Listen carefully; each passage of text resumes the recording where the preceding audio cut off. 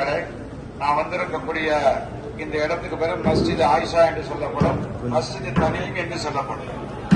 நம்மள மாதிரி உலகம் பூரா இங்கு வரக்கூடிய எல்லா ஹாஜிமார்களும் முதல்ல உம்ராவை செஞ்சுட்டு அடுத்தடுத்து உம்ரா செய்யணும்னு சொன்னா இது ஒரு இல்கை.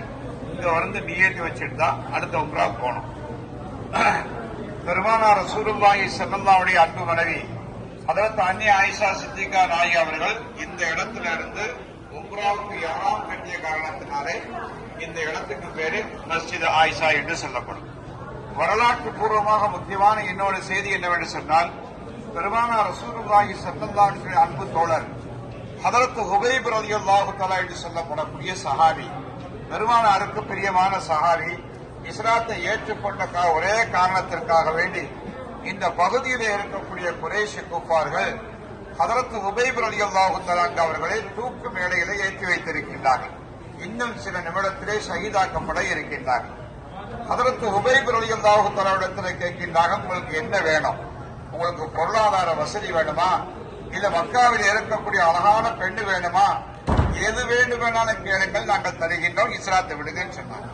ஆனால் ஹதரத் ஹுபைப் ரலியல்லாஹு தஆலா சொன்னார்கள், எனக்கு நாயகம் தான் எனக்கு முக்கியம், இஸ்லாம் தான் எனக்கு முக்கியம் என்று ஹதரத் ஹுபைப் ரலியல்லாஹு தஆலா அவர்கள் சிங்கவன கர்ஜித்தார்கள் என்று வரலாற்றிலே வருகின்றது.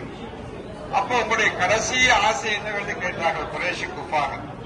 ஹதரத் ஹுபைப் ரலியல்லாஹு தஆலா சொன்னார்கள், நான் என் நாயகத்துக்கு சலாம் சொல்லணும்னு சொன்னாங்க. பெருமானார் ரசூலுல்லாஹி ஸல்லல்லாஹு அலைஹி வஸல்லம் அவர்கள் புனிதமான ஹரமுக்கு அருகாமையில் அமர்ந்து கொண்டு சஹாபா அவர் மக்களோடு பேசிக் கொண்டிருக்கக்கூடிய வேளையிலே ஹதரத் ஹுபைப் ரலியல்லாஹு தஆலா அவர்கள் இங்கிருந்து சலாம் சொன்னாங்க. அஸ்ஸலாமு அலைக்கும் யா ரசூலல்லாஹ் அப்படின்னு சொன்ன உடனே அல்லாஹு தஆலா அந்த சலாத்தை பெருமானாருக்கு எத்தி வைக்கின்றார்.